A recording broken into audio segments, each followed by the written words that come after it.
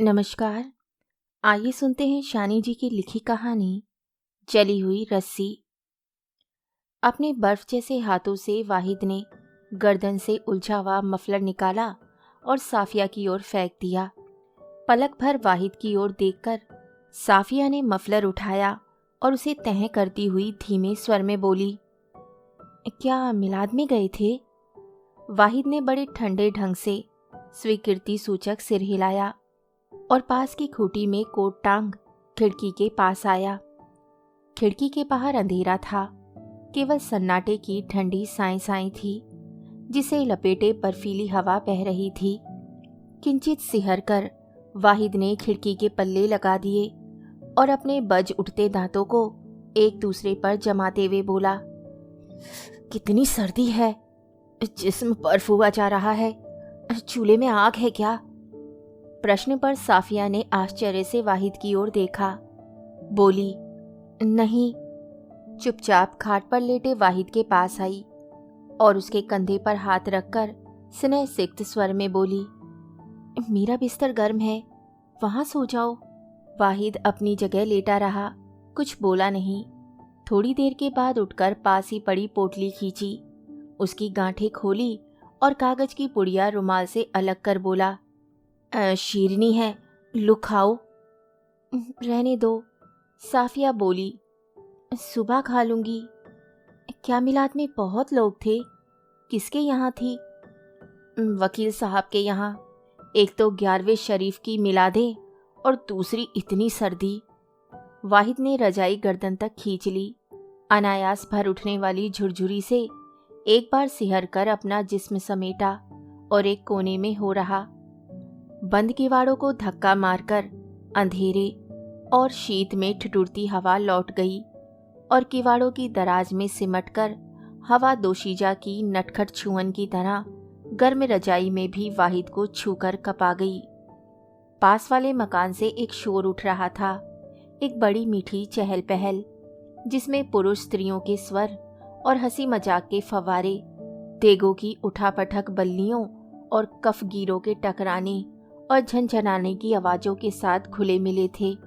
साफिया ने कहा, मुनीर साहब के यहाँ कल सुबह दावत है। वाहिद ने सुन भर लिया और आंखें बंद कर ली। मुनीर साहब वाहिद के घर के पास ही रहते थे। आज से कोई 6 साल पहले मुनीर साहब यहाँ मुनीम थे, पर बाद में उन्होंने नौकरी छोड़ दी और गल्ले का व्यापार शुरू कर दिया। किस्मत अच्छी थी, अतः 2 साल के अंदर ही उन्होंने हजारों रुपए कमाए और अपना पुराना माटी का कच्चा मकान तुड़वाकर पक्का और बड़ा मकान बनवाया। उस दावत की चर्चा वाहिद पिछले कई दिनों से साफिया से सुन रहा था। मुनीर साहब की पत्नी ने, जो अक्सर वाहिद के यहाँ दोपहर में आ जाया करती थी, 2 हफ्ते पहले ही अपने यहाँ होने वाली दावत की घोषणा कर दी थी। जब कभी साफिया से भेंट हुई, थोड़ी इधर उधर की चर्चा के पश्चात बात 11वीं शरीफ के महीने मिलादों और दावतों पर पलट आई और उसने बातों ही बातों में कई बार सुनाया कि उनके यहाँ की दावत में कितने मन का पुलाव, कितना जर्दा और कितने मन के बकरे कटने को हैं, और इतने दिन पहले ही उनके रिश्तेदार चावल दाल चुनने बीनने और दूसरे कामों के लिए आ गए हैं। इस जरूरत से ज़्यादा इंतज़ाम करने के लिए उन्होंने सफाई दी कि मिलाद, तीजा और किसी धार्मिक काम में चाहे लोग ना आएं, पर खाने की दावत हो तो 1 बुलाओ 4 आएंगे। जब मामूली दावतों का ये हाल होता है तो यह तो आम दावत है। साफिया को बुरा लगा हो ऐसी बात नहीं, पर उसने कभी नहीं कहा। वही दावत कल होने जा रही थी। बड़ी देर से छा गई चुप्पी को सहसा तोड़कर बड़े निराश स्वर में सफिया बोली, मुनीर साहब की बीवी के पांव तो जमीन पर ही नहीं पड़ते। इतनी उम्र हो गई, फिर भी जेवरों से लदी पीली उजली दुल्हन बनी फिरती है। भला बहू बेटियों के सामने बुढ़ियों का सिंगार क्या अच्छा लगता है? वाहिद ने करवट बदली और एक लंबी सांस लेकर कहा, जिसे खुदा ने इतना दिया है वे क्यों ना पहने। अपने अपने नसीब है सफिया। सफिया को संतोष नहीं हुआ। थोड़ी देर चुप रहकर बड़े भरे हुए स्वर में बोली, एक अपने नसीब है। खुदा जाने तुम्हारे मुकदमे का फैसला माटी मिला कब होगा। और सफिया के भीतर से बड़ी लंबी और गहरी सांस निकली जो सीधे वाहिद के कलेजे में उतर गई। वाहिद एक ढीला ढाला मंझोले कद का आदमी था। गरीबी और अभाव से उसका परिचय बचपन से ही था। बड़ी आर्थिक कठिनाइयों के बीच 8वीं की शिक्षा प्राप्त कर सका था। 8वीं के बाद किसी तरह कोशिश कर आके उसे फॉरेस्ट डिपार्टमेंट में फॉरेस्ट गार्ड की नौकरी मिल गई और 8 साल के भीतर ही वे डिप्टी रेंजर तक पहुंच गया। जंगल महकमे वालों को भला किस चीज़ की कमी। 4 साल के अंदर ही वाहिद के नाम पोस्ट ऑफिस में 1,500 की रकम जमा हो गई, जिसमें से 700 उसके ब्याह में खर्च हुए। पर सफिया का भाग्य शायद अच्छा नहीं था। पूरे 2 साल भी सुख से नहीं रह पाई थी कि वाहिद पर रिश्वत के आरोप में मुअत्तल कर दिया गया। वाहिद ने बहुत हाथ पांव मारे। पोस्ट ऑफिस से 300 और निकल गए। हेड कलर की कई दावतें हुईं। रेंज ऑफिसर साहब, जिनके सर्किल में वही आता था और जिन्होंने रिपोर्ट आगे बढ़ाई थी कि यहाँ उसने कई बार मिठाई, फलों की टोकरियाँ और शहर के भारी भरकम आदमियों से ढेर सारी सिफारिशें भिजवाईं और डीएफओ साहब की बीवी के पास। हालांकि उसके पहले एक बार भी वहाँ जाने का अवसर नहीं आया था। सफिया को 2-3 बार भेजा पर कुछ नहीं हुआ। केस पुलिस को दे दिया गया और वाहिद पर मुकदमा चलने लगा। पहले कुछ महीने तो वाहिद को काफ़ी सांत्वनाएं मिली कि केस में कोई दम नहीं, खारिज हो जाएगा।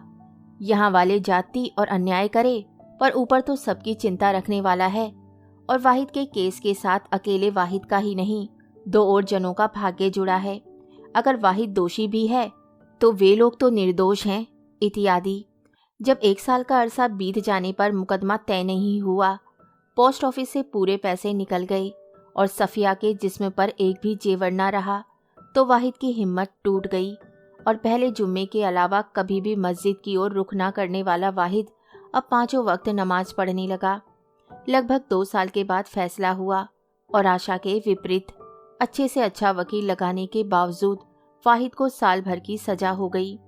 वैसे तो अकस्मात टूट पड़ने वाली मुसीबत पहाड़ से कम ना थी, पर रिश्तेदारों और दोस्तों ने हाई कोर्ट में अपील करने का किसी न किसी तरह प्रबंध कर दिया और पूरे 1.5 बरस से वाहिद हाई कोर्ट के फैसले का इंतजार कर रहा है।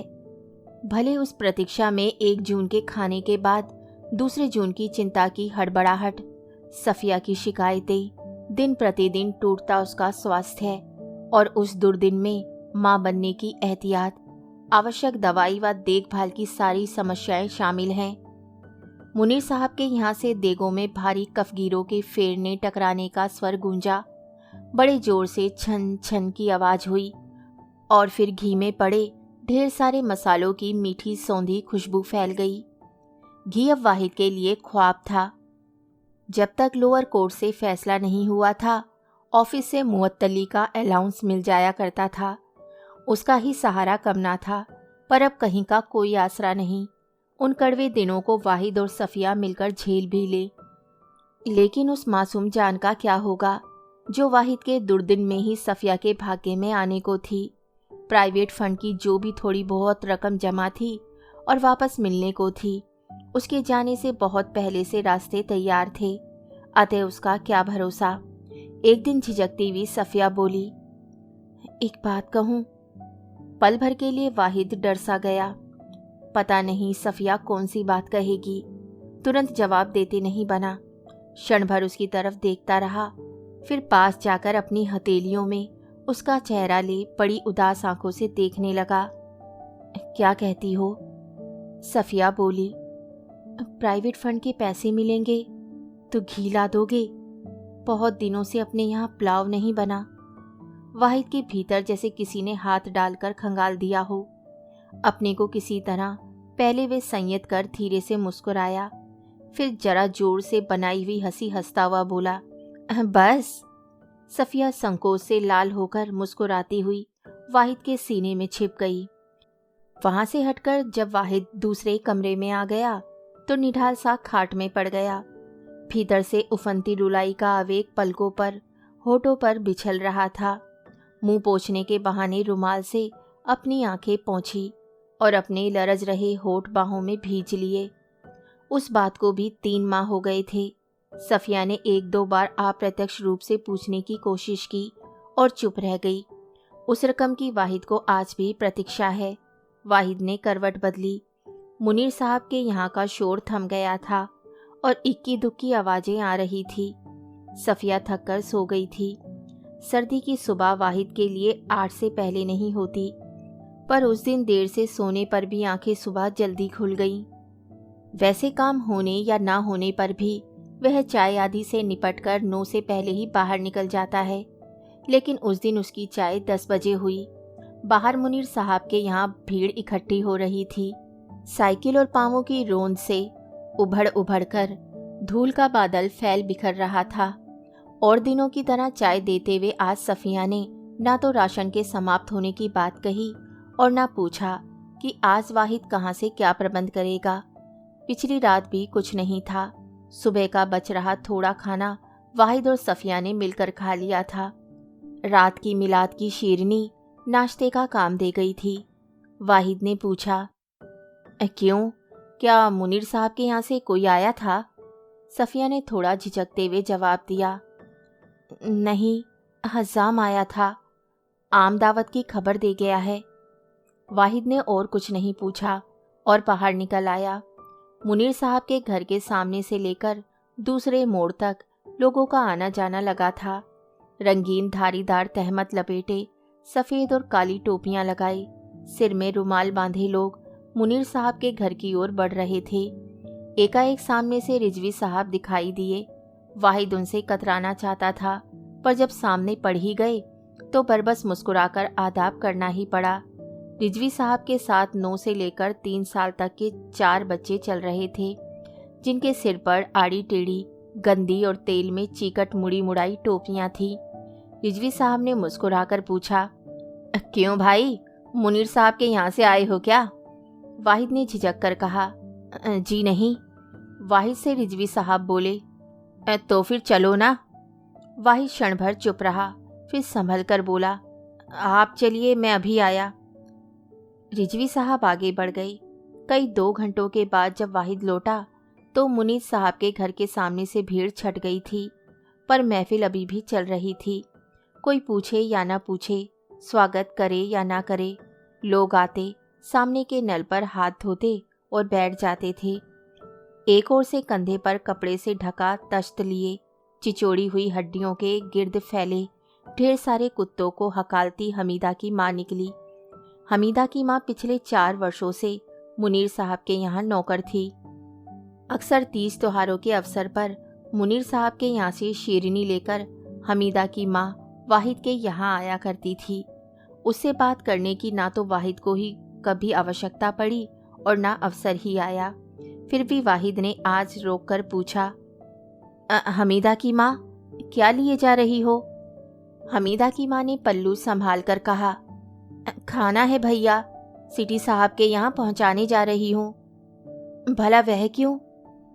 अब पता नहीं, सिटी साहब आम दावत में आना पसंद करें ना करें, सो बेगम साहिबा भिजवा रही हैं। और हमीदा की माँ आगे बढ़ने लगी। तभी एकाएक चौंक कर, जैसे कोई महत्वपूर्ण और विशेष बात छूटी जा रही हो, जरा आवाज ऊंची करके रोकने के अंदाज में वाहिद ने पूछा, और कहाँ कहाँ ले जाना है हामिद की माँ? हामिद की माँ ने थोड़ा रुक कर कहा, पता नहीं भैया, फिर भी इतना जानती हूँ, अभी मेरी जान को छुटकारा नहीं। वाहिद होठों में ही मुस्कुराया और मुनीर साहब के घर की ओर बढ़ा। सामने आंगन में 2-3 बड़ी बड़ी दरियां, जो संभवतः हर दावत में पहुंच पहुंच कर गंदी हो चली थी, बिछी हुई थी, जिन पर साफ नए कपड़े पहने हुए कुछ बच्चे खेल रहे थे। पास के नल से क्षण प्रतिक्षण बह रहे पानी से आंगन के आधे हिस्से में कीचड़ फैल चुका था। पास ही 2-3 चारपाइयां डाल दी गई थी।